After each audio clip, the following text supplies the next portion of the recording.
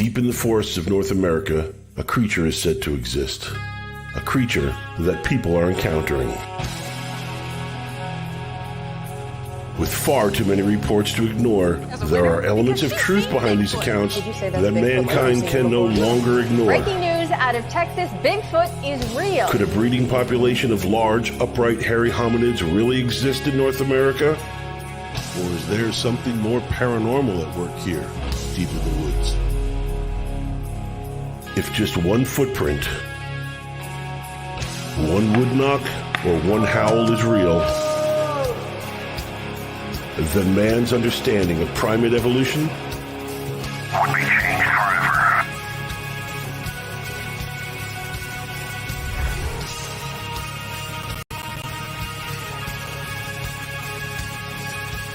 Join the Catskill Appalachian Research Collective as they delve further into the mysteries of Bigfoot and other paranormal phenomena through the eyes of witnesses, investigators, critics, and skeptics. Join us as we look to discover what lurks from behind tall trees.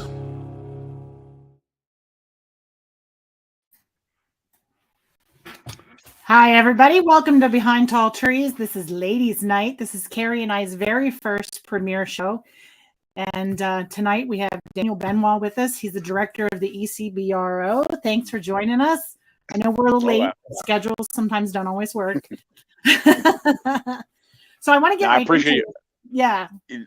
Yeah, I was going to say, I appreciate all his patience. Oh, no, you're good. You're good.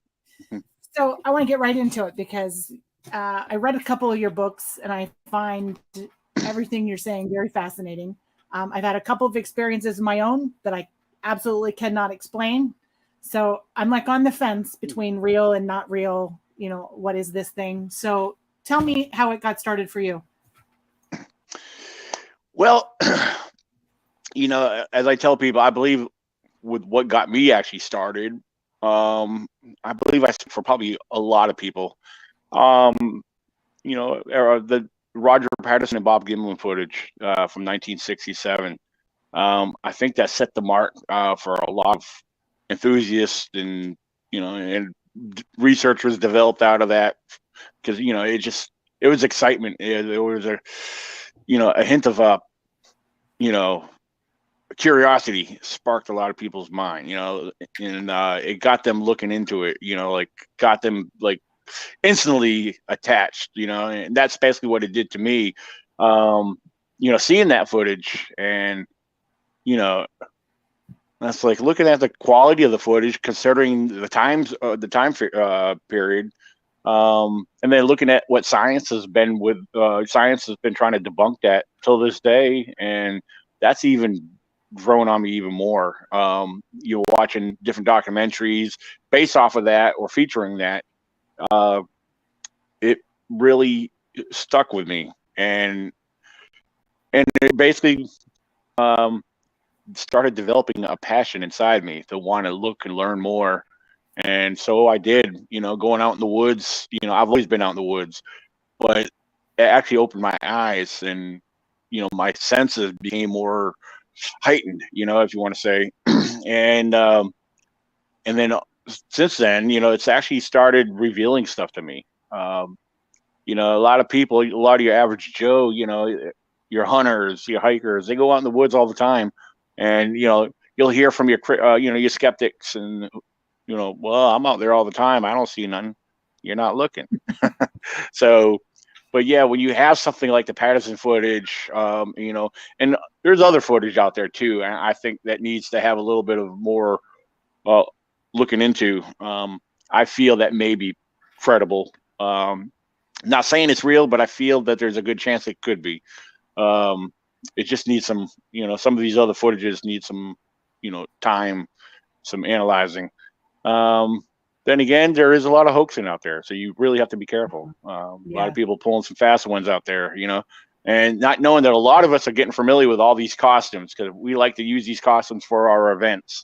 And, and then you got these people out there pulling fast ones. Look at you know, getting all these hits and views off their YouTube videos because, hey, they got Bigfoot footage, you know. So, I guess you could say I'm one of the few that No, I don't. I'm not buying it all. But I will tell you, Bigfoot Right. does exist. So, so, but So yeah, have it's you gotten pretty any much. proof? Well, my proof might not be your proof. Is the way I like to tell people. Because before I actually ever had an encounter or had any experience whatsoever, when I was out there exploring, I was finding things that was convincing me. Yeah, like a lot of people that jump into this field, they go in there, full of excitement and Bigfoot on the brain, and just willing to accept anything that they come across that they just happen to find like odd and I'll admit I was like that in the beginning too, and I know how easy it is to become that way.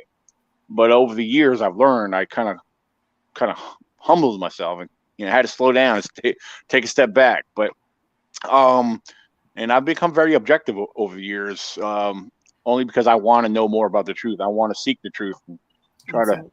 separate, what might be this and what might be that, or what might possibly be Bigfoot. But as far as the evidence goes, yeah, the foot tracks. As far as physical evidence, we can consider that physical evidence. Is it enough for science? No, but I can get into more of that later, where science is actually privately taken a step into that. And I'll be glad to discuss that. There's not much I could say about that, but I could say that science is getting involved. You're not going to hear it on the news, but but yeah, I do believe that there is some physical evidence out there. We come across hair, and I come across a lot of hair, but I could tell you the hair that I come across, I can honestly tell you without doubt that it all belongs to a known species of animals.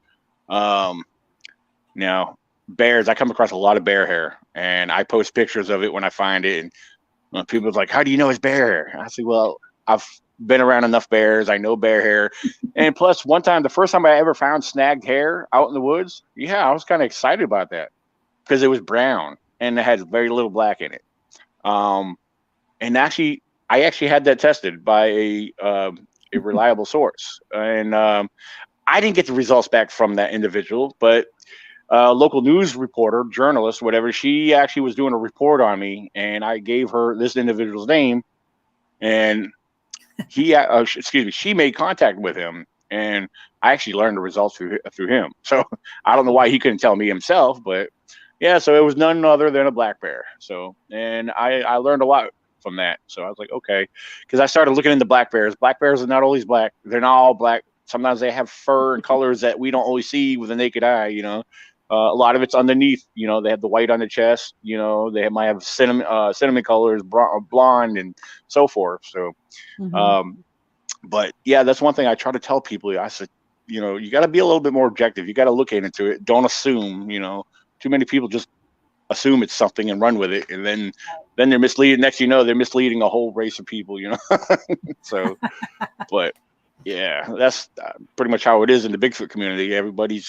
It takes one person's word for it without considering the other possibilities. So Right. But So you have a thought about Bigfoot and our great ape ancestors. How's that? Okay. I'm trying to think of the best way to present this is, and I'm going to I'll tell you right off here, and I tell everybody, even in presentations, I'm not going to expect you to believe me. I'm not going to force anybody to believe me, because my belief, my opinion, my conclusions are not facts. They're just what I believe. Well, as far as what Bigfoot might be, there's a lot of speculation on that. Some people believe there is a possibility that he comes from Gigantopithecus, a species that we know that existed. Science even proved that. Well, there's a number of other things. Evolution. We come from a history of what they call, ancient hominids and so forth. The development of what was a primate into a non-human primate into a human primate. there's a lot of speculation in that, and I try not to get too much involved with the evolutionary thing, trying to explain that, but I have my disbelief in evolution to a certain extent. However, when it comes to what Bigfoot is and how he lives, it all relates to adaptation. But as far as what Bigfoot is, some people think he's human, and you got some people that'll tell you that he's not human. They're going to tell you all kinds of different things. My biggest thing, and I find fascinating, is if you tell people that you believe that Bigfoot is a non-human primate of some sort, some people jump on snap at you on that because they believe it's strictly human. Well, according to science people, we're human primates. If you follow along the science. And then you got chimpanzees, gorillas, bonobos, baboons, so forth, orangutans. You got those are your non-human primates, and I do believe that Bigfoot is somewhere more on the primate side as far as non-human, but also non. It's very funny how I try to get into that. I don't believe he is fully human. I don't believe he's human at all. I believe he is some kind of unclassified, unidentified primate, based off of my findings and my conclusion. There's a lot of comparisons we could do. If you start taking the time, look at our non-human primates, look at their behaviors, look at their diets, look at what they're known for doing. They have been observed doing some very crazy and wild things, some unexplainable things. Now, even I can pinpoint, I can make you a list right now. I mean, like I said, characteristics, behaviors, so forth, their diets, and then do a cross-reference comparison with humans, or actually what we relate to Bigfoot. And you're going to see a lot of similarities, what we come across in our own neck of the woods, that what we associate to Bigfoot. Yeah, I mean, without getting into that, I mean, I actually have notes on that, so I'm speaking freely based off of some of my research. So yeah, I'm just going to keep it simple. To me, yeah, Bigfoot is some type of primate. There's too much that points towards a primate. Yeah, we could look at his feet. Most of the tracks we find look like me and yours, so doesn't classify him as a human, so but there's a lot of behaviors, a lot of what's reported of Bigfoot that we could actually easily throw out and point fingers at chimpanzees, bonobos, gorillas. A lot of their behaviors, Bigfoot has the same thing. Me and you, we don't go out in the woods doing these things. We mimic them because we believe that's what Bigfoot does. So yeah, we're gonna do that, but it's not a natural behavior for us, But I believe these are things that they use for communication, hunting, or whatever it is. There's a lot of different things out there that, if you want to know why Bigfoot's banging on trees, you want to know why he does these howls, or why he whoops, people reported Bigfoot swaying side to side, like swaying, back and forth behind a tree. I have actually witnessed that out of a young one. Now, why? I believe it's a type of anxiety. They're anxious. Chimpanzees do the same thing. It's a part of their anxiety. It's it's something that you got to look at. They're curious. Anxiety.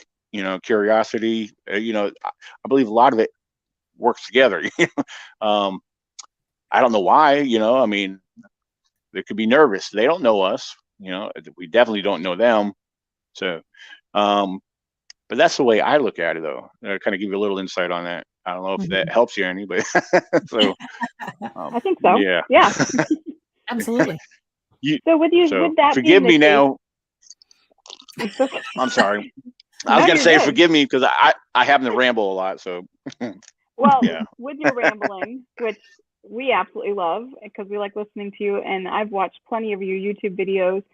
So from the moment that you actually started, they're good. I love them, and I love the research behind them. Can you tell us one of your favorite stories? Because we do have a few skeptics that are watching, and one of your best stories of your experience. Well, I only, as far as experiences, I only got a couple of experiences. Couple encounter experiences. There's several other little things along the way. As far as rock thrown. I mean, I could tell you a story about the encounter, which I've told numerous times. That happened back in 2014. Or the time I was walking up a trail deep in the woods, very thick, full of laurel brush. I actually did a small video on this with the old camera phone, and at the time, this is several years ago, and at the time I had a girlfriend with me. She was hiking with me, and we were on this narrow trail going deep in the woods, and we came to a spot where for some reason we had stopped. I don't know if it was to take a break or what, but it was kind of an opening because, like I said, the whole trail was very tight and narrow, and then we got to this opening. And we're just having to look around, and keep in mind, again, it's thick in there, and we're surrounded by mountain laurel. And over in the one direction, through the thick mountain laurel, it goes up to a ridge. There's a hill going up, and it's got a lot of thickness and debris up there, and something catches our attention. At first it catches mine, and I don't know what I'm looking at. It's somewhat of a distance, and it's in the brush, and so I decided to take my phone out, and I start, filming, and I'll repeat this again, that it was a cheap camera phone. And I did try to zoom in just a little bit, which also distorted the image. But I took a chance, and I try to hold the camera as still as possible, and I'm looking at it, and she comes over and looks over too, and we're both staring at it the best we can. Next thing you know, you can see, I don't know if it was the head or what part of the body it was, but something kept going up and down, side to side, underneath. And keep in mind, there was no wind, there was no breeze, so it wasn't no delusion of the leaves moving, whatever. There was something physically there, moving there. And so we're watching it, and it was kind of exciting, but couldn't identify what we were looking at. So after a few minutes of checking this out, I just said, okay, whatever, we'll continue up the trail. I basically just ruled it out as a bear playing up on the hillside there. So after we went up the trail a little ways, it comes to a creek. And when you approach this creek, the trail continues on the other side. So luckily the water was low enough where we were able to easily step across on the stones. As soon as we get to the other side and start up on the trail right there, this football-sized stone comes flying and lands right next to the both of us. And it lands right next to us and rolls down into the water. And all of a sudden, we step back to go look back over there, and we're not seeing nothing. Again, it's thick over there. We don't know how far that came, but that got our attention. And all of a sudden, I felt a little nervous. I didn't see nothing, but there was a little nerve going on there. And so I'm looking over there, and then somewhere in the background, you hear, woo. I was like, we looked at each other and like, okay, that may not have been a bear. So I'm thinking, here we are. Something was telling us to get out of that area. Right. But here's the thing. We finished going up the trail, and it comes to a big opening area out there. And we go up there, and we're looking around. We're exploring in that area. And then I was like, the easiest way to get back out of here, we got to go back down that trail. So I just told her, stay behind me, stay close, and yeah, we left back down there, but nothing. I was a little on edge, but I was like, let's keep moving. If they're going to watch us, let them see that we're leaving out the area. That's the main thing, because basically in the direction we were going further into the woods when all this took place. So I don't know. I've always found that fascinating, even though there was really no clear evidence. Like I said, I just ruled that out as a bear at first because the image wasn't clear. But then we had that big rock thrown at us. Was somebody playing a hoax on us? Who knows? But I didn't see nobody, and that was a pretty big rock. So I'm assuming it came from somewhat of a distance. Big solid rock about the size of a football. I'm sure one of us, I like to believe I'm somewhat strong. I could probably throw it a good distance, maybe a good 20 feet. I don't think. Yeah, that's true. Because I've experimented that because I've heard other stories here in Virginia from campers that had rocks thrown in their camp, and I had a buddy of mine. Yeah, I've had a buddy of mine investigate that. He's an older gentleman. And, this is in a whole totally different area. It's actually close to the West Virginia line, but he investigated where that took place. He went up on the ridge up behind his campsite, and he came across the area where there was rocks all through there. And he said he saw some that were missing, and he took one that looked about the size that was missing. And from his location, he said he tried to throw it down into that campsite. He said it maybe made it halfway. Wow. So, but yeah, I hear other rock throwing stories on occasions. You don't hear a lot of it here in Virginia, but it does happen. So, looks like Tommy Cooper has yeah. Have I ever had tracks disappear into nothing? Well, no. Because I'm glad he asked that question, because I know you get people that say, well, they found a trackway, but then it disappeared. One logical explanation behind that, and I'm not saying this is the case for everything, but a majority of these situations is because it's the surface and the terrain that they are stepping on. I've always believed this before I discovered a bear track. I was finding a series of bear tracks, and then they come to a dead stop. And keep in mind, this is in a power line clearing where part of the ground was soft and then it got firm and hard. It depends. And so it made a lot of sense to me. See, why does these bear tracks stop, and look like they disappear? Because, over here I'm sinking in, but over here it's pretty firm. I'm not making an impression. So that's, to me, that's a simple, logical explanation. That's using what I like to call critical thinking, So that's something we should keep in mind. But again, it's not always the case. So, I've heard people saying they see snow, a set of tracks disappear in the snow. I don't know about all that. I don't know. I'm out in the woods quite a bit throughout the year. So, rabbit tracks disappear, Of course, you got predators that come scoop them up, but so. But I don't think that's happening with the big guy. Yeah. No, unless the UFO came and got him. I don't know. That's some people's beliefs, though. Yeah. Oh, yeah.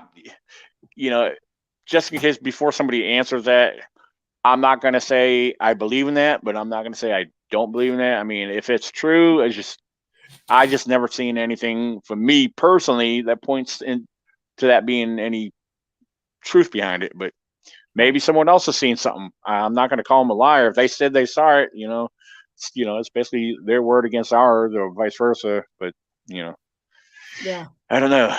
So I've heard a lot of stories, some of them what we would consider crazy and bizarre, but I don't know. Yeah, everything on. Huh? Go ahead. Oh no, I was just gonna say pretty much everything on my side of the fence has basically been all earth, down to earth kind of stuff, So I haven't seen or experienced anything in out of this world kind of realm, if you want to call it, So, but I, again, I have people present things to me and share things with me, and and these are friends of mine, and I don't, you don't want to disbelieve your friends, Right. But you get, but I'm not afraid to question them either. Like, right. I'll ask some straightforward questions to them, just to get more of an understanding. Sometimes the way I'm objective on certain things, there's been a few times my girlfriend thinks I'm a little too hard on people. I said, no. I said, I'm a straight shooter. I want the truth. I don't want to, the hell with their feelings. I want to know the truth. Right. I mean, I know that's a little cold or hard, but I'm not that bad. I promise. But I can be when people are get me into a conversation and they want, and they start throwing all this crazy whack stuff out there. I mean, I'm gonna speak my mind. I mean, but depends on what's brought up. So right. But yeah. So it's hard when we're all passionate about it. That's Yeah. a big thing. You're passionate about it, and you really want to know the truth, just like the rest of us. Right. Absolutely. Yep. Absolutely. Yes, indeed. For anybody just joining us, welcome to From Behind Tall Trees. This is Ladies Night with Gwen, and I'm Gwen, of course. That's Carey. And tonight we have Daniel Benoit, the director of the ECBRO, and we're having some good conversation. If you like what you're seeing, hit that subscribe button so that you can stay informed of future episodes. So welcome, everybody. If you have a question, put it in all caps in the comment section, and we'll try to get to everybody's questions.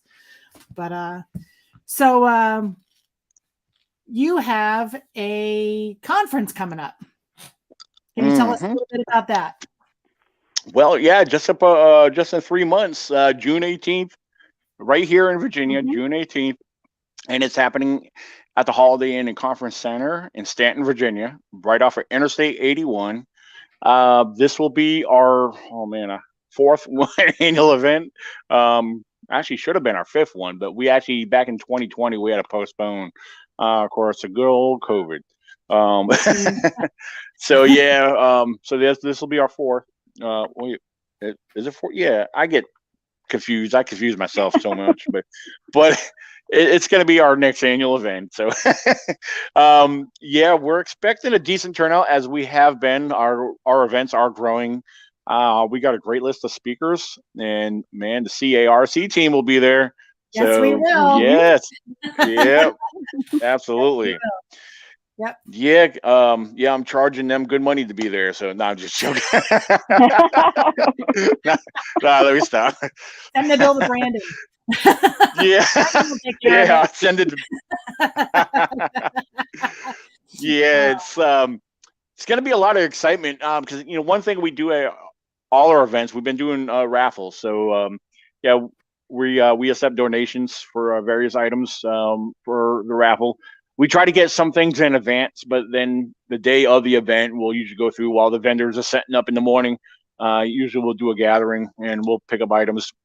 So that's a fun thing. This year here, we have something new that's added to the event, coming down all the way from the state of Maine. I believe they're located out of Bangor, Maine.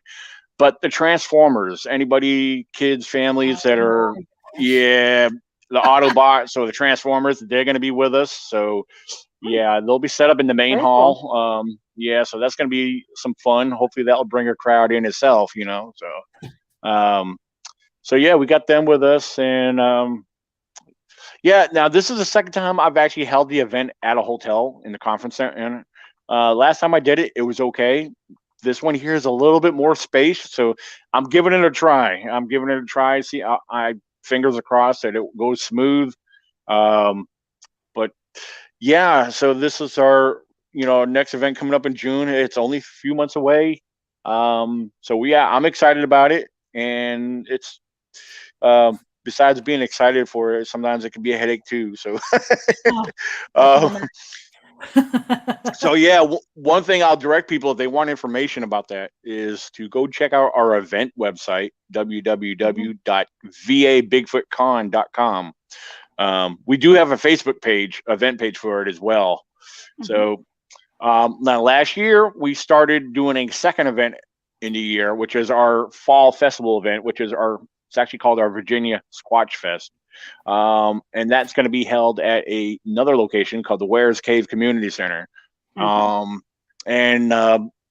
that location allows us to have a lot more vendors at the bouncy house, and all kinds of, extra fun, entertainment. So I do get guest speakers for that event. I try to keep them to a minimum. So I try not to have too many, speakers at that event. But people do come to these events. They look forward to listening to people talk. So I definitely try to make sure that happens. But we also try to allow time for the contests that happen outside, because we have, Bigfoot calling contests for the kids, and adults are welcome to do it too. One thing we didn't do last October, which hopefully it works out this year, we'll do the tree knock contest. So that'll be awesome. Yeah, absolutely. So, Gwen, you get some practice in when you come camping at the end of May. So that's what I wanted to be at both those events. So this will be awesome. Absolutely. So I'm looking forward to that right now. Besides, because it's both you and your husband, correct? Yeah, we're both coming. Yep, to both events. Okay, and then I don't have the name in front of me. There was a friend of yours. And there was another lady that knew you that signed up to go. You know who I'm talking about right offhand? Susan. I don't know the name. I think it's Susan Redmond. It's Susan probably, Redmond. I think, Oh, okay, yeah. Because I don't have that book in front of me. So plus I can look it up on email. But it's on my email. So there's 3 extras coming. There's 3 of you guys right now, as of right now. And then it'll be me and. Hopefully my girlfriend's come, because I don't think she has any events, because she attends a lot of events. She's a vendor. So she goes to all these different events. So, and I try to go as well if I'm able to, but we'll have a good group. Regardless, we'll have some good exploring going on. So Tommy, that's a good question. Do I ever squatch outside my home turf? I haven't done it recently. I'm actually hoping to do some this weekend, because we're going to be down there Friday, spend all day. We'll be there all day Saturday, and we do plan on checking out one of the local parks in the area, and do a little hiking. So, I've explored North Carolina. I spent actually 2 months up in Pennsylvania several years ago. Up in Shellisburg, Pennsylvania, right next to Somerset County. Somerset County. But Shellisburg area was pretty good. It was the Shawnee National Forest or Shawnee State Park or something like that. That there, it was I actually found that to be very fascinating. I explored all by myself. I found a few interesting things. The one thing I found, I can't say it was Bigfoot, but it was actually awfully odd that there was a whole bunch of dead deer bones and carcasses in the middle of the woods. Yeah, they've been there for a while, because a lot of them started to have moss growing over them. So they started blending in and the earth started taking over. But there was a lot of them right in one little cluster. And keep in mind, there's no road access to where I found this. So, a lot of hunters will normally dispose of their dead deer carcass, whatever they're not going to use. They usually throw it off the side of the road somewhere and or down some dirt road. And this was not like that. This was literally in the middle of the woods. So what was killing these deer and leaving the remains right here in the middle of the woods, So that's something I kind of took note of. I was like, this is interesting, and the thoughts, in my head was like, maybe, just maybe. So, but I do, I explore West Virginia a lot as well. So, come August, we were actually going to go out to the state of Oregon, but now that there changed recently, because we decided to attend these other events that I got invited to go speak at. So, I'll be in Pennsylvania a few times this year. I got actually 3 different events. One coming up in May, at the beginning of May, and in the beginning of June, and then the other one will be in the beginning of August. So the locations, 2 of them are in Fayette County and Pennsylvania, and then one will be in Washington County. So I'm not sure exactly how far. You're always welcome to come up here. Okay, awesome. Let us know. We'll be with you. Yes. Absolutely. I'll be coming down to see you May, I think, right? The end of May. I'll be going with you on one of your expeditions. Yeah. Yes, absolutely. Yeah, and I am going to get you a meetup location. I may actually send you GPS coordinates to the actual camp spot. So Oh, awesome. Okay. it'll probably make it easy because keep in mind there is actually no phone reception in the area. But as long as you have your GPS going as you approach it, it'll still work. Okay. I'm sure you know this if you use GPS enough. But Yeah. So yeah, I'm gonna make sure. Is your friend Susan gonna come down, follow you guys down, or is she gonna come on her own? I don't know. I have to get a hold of her and see what the deal is. Yeah. Okay. All right. Yeah. Okay. Yeah. So yeah, there's a lot of excitement going on this year. Like I said, our second event, October 8th, the Virginia Squatch Fest, and that event is free. And now for the June event, there is admission. We do charge $20. We are offering discounts for EMS, fire, law enforcement, and military. If you show your ID at the door at the ticket booth, you'll get half off. And so that's one thing we're trying to do and give recognition for that. We appreciate that. Oh yeah, absolutely. Absolutely. I appreciate that. That's nice. Thank you. Yep. Absolutely. Absolutely. Go ahead. Oh, here's a good question. Yeah. Yep. What's the best advice for someone if they've had a face-to-face encounter? The way I'm going to answer this, because I've heard these stories where people have actually had this happen. Actually, one of these stories come from Virginia. Well, it really depends. And the thing is, it doesn't matter if my advice is the best advice, because when that moment happens, if it happens, when or if it happens, you're not going to be thinking clear in the head. No, you're not. Your first instinct is most likely, and what happens in most cases, people freeze. They freeze up in that situation. They're, their body shuts down, and they're like, their brain's like having a brain freeze, and they're like in disbelief, but their brain's trying to register. What the heck is this? What am I seeing? Is this beast, this thing that's not supposed to exist is in front of me. So you get put in that situation. Yeah, everybody's reaction is going to be different, but I will tell you, a number of the ones I've heard, people literally just stare there and basically get in that freeze, like a deer in the headlights situation. Kind of. You're afraid to run, but the thing will chase you. You don't know what to do.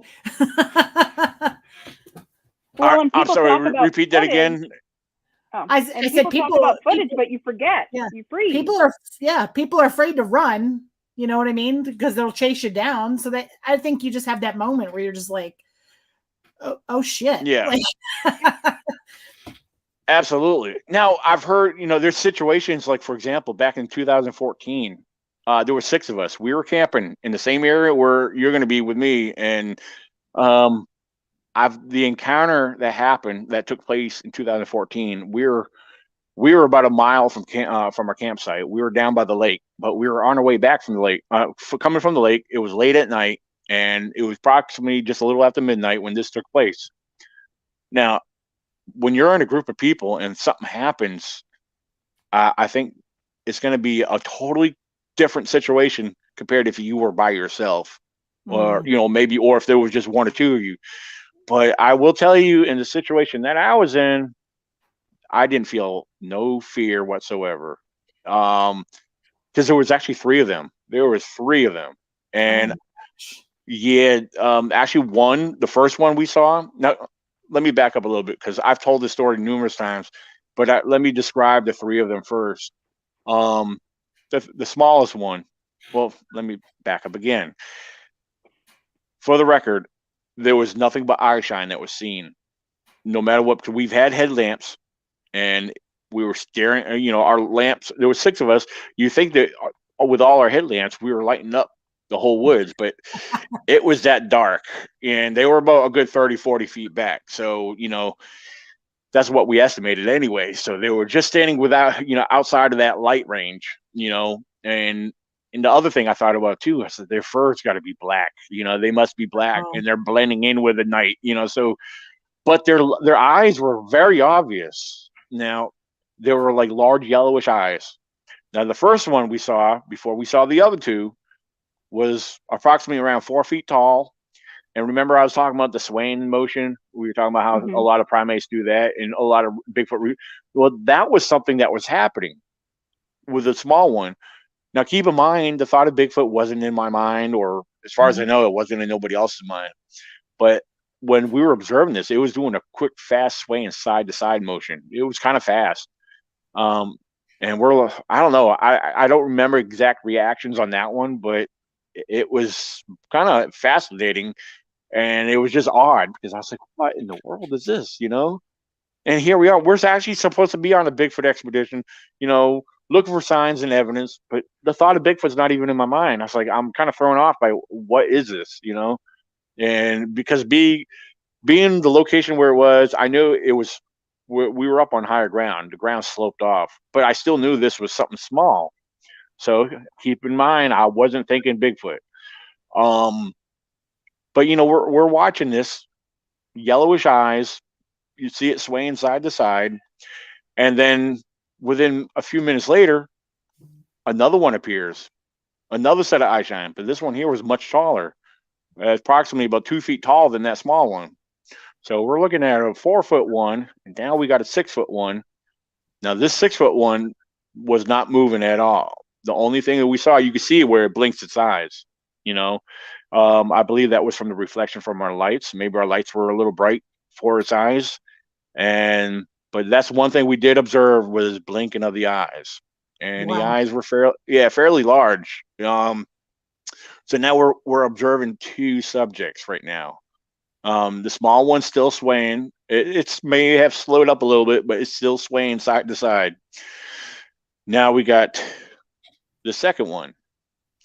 And now keep in mind, in this particular area, there was a lot of brush, you know, big thorn bushes, and there's a lot of trees.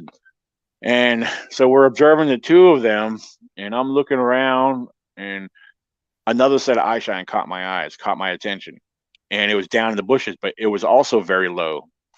But here it got a little interesting because I'm staring at this eye shine, and I believe I pointed out, and I know my buddy Tracy Arnold that was with us was looking at it too after I pointed it out. I said, Tracy, there's another one down there.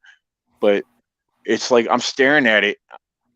You got the other two over here, but I'm staring over here.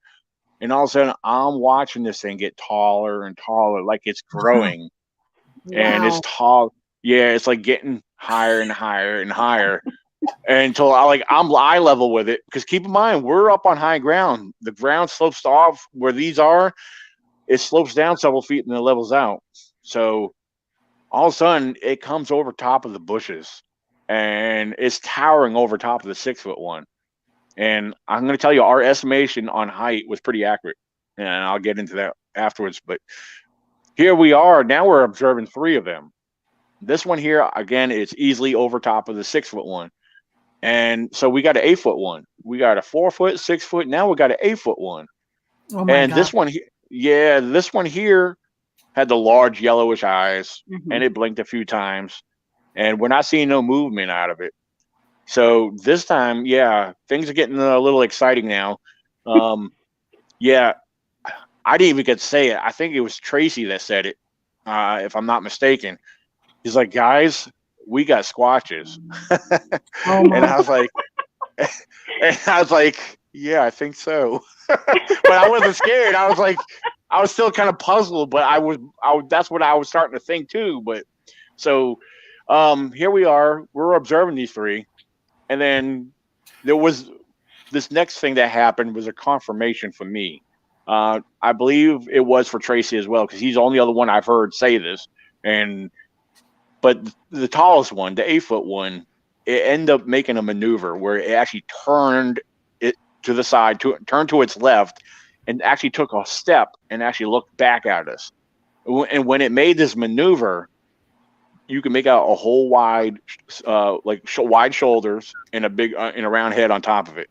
So I guess it was from the angle it turned where our light was hit it just right, but there was wide shoulders and a big round head. And that there, when I saw that, I was without doubt that these have got to be Squatches. And so we're experiencing what I believe. I can't prove it, but I believe it was a family unit. So, so I believe we had the juvenile, and the 6 foot one, I believe it could have been the female. So, in most cases, you usually hear about the male being the larger of, in most cases, but that's the way. I mean, that's what I believe. But they actually all end up turning off and going further into the darkness and basically disappearing. And if it wasn't for them staring at us, we would probably never seen that. Because just prior to that, we had a deer. We were observing deer that was like nonchalantly walking on the side of the road, acting like we were nothing. But so yeah, that's what. Because the way I normally tell the story, I start with a deer as we're walking up the forest road, because the story behind it. Well, one thing I like to point out is were they possibly hunting? Were they getting ready to? There was deer right there.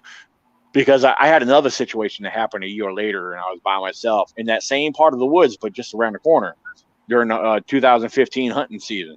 I was camping out, and like I said, keep in mind, I was just around the corner from where that happened. And I was at camp, and I decided, you know what? I'm going to walk away from camp. I'm going to walk out into the middle of the forest road. I had my 12-gauge shotgun leaning on the back of my Blazer, and I had a spotlight in my hand. But keep in mind, the spotlight was not turned on.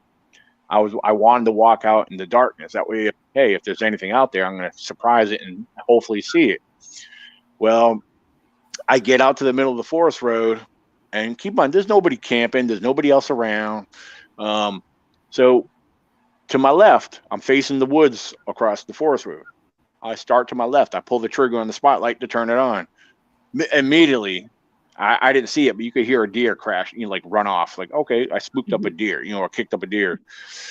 So after that, here I am going from my left and panning to my right, and basically approaching the 1 or 2 o'clock position. And as soon as I hit past the 1 o'clock position into the 2, something just inside that tree line that was very heavy and very large, and I'm going to tell you, it was bipedal, because every step it took was like a big crunch and a thump, as it, it wasn't that slow. It was maybe a little faster than that. But what I heard next, because you could hear if there was limbs on the ground, it was snapping and cracking them, and whatever it stepped on, it was crushing it. And when I heard that, my heart started thumping up and working its way to my chest, because I didn't see nothing, because whatever it was just inside, just beyond that tree line, and the edge of that tree line was probably a good 20 feet from me. So whatever it was just beyond that, close enough to where I heard and almost felt every step it took. And like I said, I backed up. When I heard these steps, it was walking away from me, but I was walking backwards back to my, my campsite. And with my other hand that was not operating the spotlight, I was make sure my car was unlocked if I had to jump inside my vehicle, So, but after I got back to camp, I'm going to tell you, I actually calmed down, because I sat down to a couple pieces of the wood in the fire to make it bigger. But I got down there and I was sitting there relaxing, just thinking about what I heard. Right. I said, wait a minute, if it meant me any harm, it would have came after me. It had every chance it could, but basically I interrupted its meal. I mean, that's the way I felt.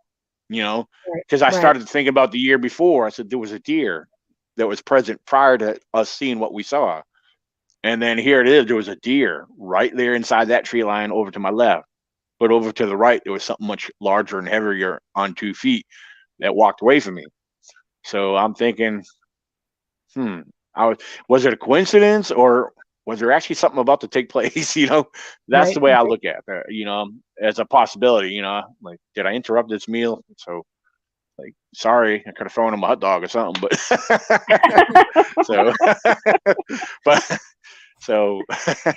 yeah, but those are a couple things that I've experienced among, other minor little things, but so, yeah. So, Daniel, kill or no kill? What's that? Kill or no kill? Oh, me personally, no kill. However, if it comes down to it, if you need to defend yourself, by all means, you know. But a lot of people believe the kill one for the sake of science, which I totally understand that. But do we need a body? A lot of people would not agree to this, but yes, we do. But again, to clarify on that question, no, I don't believe in killing for the sake of science. I do believe there's other ways. You know, as far as, I'm not going to get into this too much, but I will say, after speaking with we could take a whole nother professors episode from for that. universities. Oh yeah. Oh, absolutely. Yeah. But yeah, with science getting involved, like I said, I'm not going to get too much sharing into this, but after speaking to different professors involved, you know, from various universities that are involved with projects that involve other primatologists, biologists, and so forth, they believe there's ways of bringing the science of DNA, Bigfoot DNA, or the alleged evidence to the mainstream, and that's by taking various protocols when we collect our evidence. But yeah, there's someone else that can actually speak on that a lot clearer than I can. But yeah, so science is getting involved, but they're not gonna just come out and, you know, hey, you know. Wouldn't it be great? Yeah, some of them, some of them behind the scenes. So there's some behind the scenes things that that's going on, and that's been going on. But you know, I don't know. I think it's just a matter of time too. Yeah. Don't know for sure, but I feel like it's a matter of time. So yeah, absolutely. Do you think they'd ever be able to contain a live specimen? If you took a Bigfoot live, how are you going to contain it?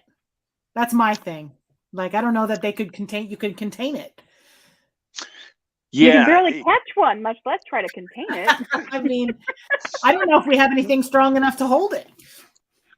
Well, I look at it like this. Look at all the other species in the world that we've, you know, we're able to, you know, I mean, a 500-pound gorilla, I mean, they're pretty strong. Of course, a lot of them are grown. The ones that we have in captivity were grown that way, you know, so we're born and raised that way. But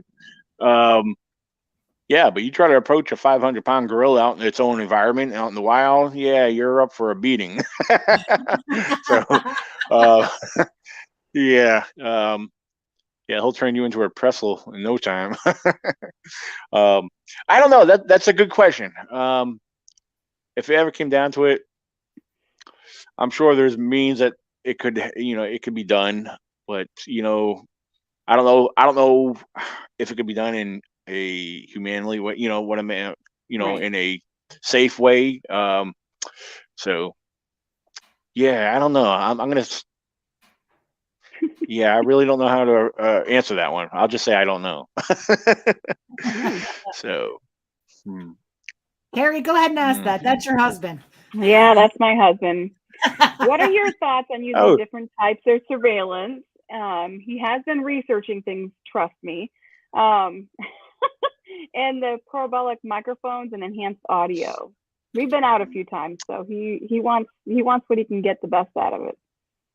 Okay, well, I'll tell you what, the thermal camera drones, I will say this, because if a buddy of mine, I know he was on here earlier, I think, if he's still listening, Mr. Pat Turner from Squatch Talk podcast. Some of you guys might know him, but that's something, that's his thing. It's one thing he presented to me, and he swears finding evidence of Bigfoot is all in the drones. So aerial surveillance is his thing. And but more particular or more specifically is basically when the canopy is down, like during the fall season, you know, when we start losing because right now in the next couple of months it's going to be grown in. It's not much visible view from the sky right now, you know, when that comes. But yeah, I really believe thermal drone imagery and cameras is probably one of the best things we could do if we, you know, if you have that capability, you know. Must not forget about the money. That's what. I'm sure you're not cheap. What's that? I'm sorry, I missed it. The next is the money. That's Yes, yeah, absolutely. Yeah, if you're like me, yeah, if you got my budget, you won't be getting no thermal drone anytime soon. Yeah. So, yeah, they haven't given me a raise yet at work, so Me either. they just been making me work long hours on the road. So. And with the price of gas and food the way it is, forget it. You ain't getting one. All right. Not anytime soon. Yeah, that's true. No, not anytime soon. Not anytime Absolutely. soon. Well, it's been wonderful having you on the show. Please tell me you'll come back. I'll be glad to. I would love to. Absolutely. So. I would love to have another conversation with you. Absolutely. Yeah, I was excited that I got to be on the CARC, podcast. I was like, yes, they got me finally. What took them so long? You're the first one with Gwen and Carey, so we'll definitely have to have you back. First one, absolutely. I feel special. I do. Thank you. So it was quite the honor. I had a lot of fun doing this. So absolutely. I thought I was going to be like mentally. I thought I was going to be really mentally drained, exhausted. It's been a long day. I've been up very early this morning, and so, but my brain cells are somewhat holding it together. So yeah. So absolutely. Well, good. Well, that concludes our very first episode of From Behind Tall Trees Ladies Night. Next month, we will have Paul Bogdan from the BFRO will be here. Next week, I believe with MK Davis on the 30th will be here. And then I think he has his own show, I think. So that'll be interesting to watch. So we'll reach out again to you though, because we'd love to see how your summer comes out and everything else, and all your expeditions this summer will be amazing. Absolutely. I can't wait. Yeah, absolutely. Yeah. We got, hopefully by the time I get back on here after the spring and summer go through, there's hopefully I should have something else to share with you guys. We're hoping to have I was going to mention it. There is a documentary that was filmed last year, and it's out. It's called Elusive Legend, an ECBRO story. But me and that film producer, we've been in talks and discussion. He's like, dude, we got to get out there. And his goal is to get Bigfoot on film. I was like, man, I would love that to happen. That's all of us. But, so, I mean, everybody else. But yeah. So yeah, we definitely plan on. Yeah. But yeah, he wants to have a hard-hitting, documentary. So sometime between spring and summer, we hope to get out there and do some filming and pull in another documentary. So, that'd be we'll see how that goes, because I'll be out in Illinois here next weekend, and there's actually going to be some filming taking place out there with another producer. So we'll see how that turns out as well. So fantastic. Yeah. Awesome. Fantastic. So, yeah. Great things to look forward to. Absolutely. Oh yeah. Check out some of Daniel's books. You can get them on Amazon. They are a good read. Very good read. Check out his podcast that he's on. And thanks. It was great. Thank you. You've been watching From Behind Tall Trees, a Catskill Appalachian Research Collective production. For more information on this program and others like it, remember to like, share, and subscribe to CARC Universal Today. To join the conversation on our Facebook group, become a member of the Catskill Appalachian Research Collective Facebook group. CARC. Relentless.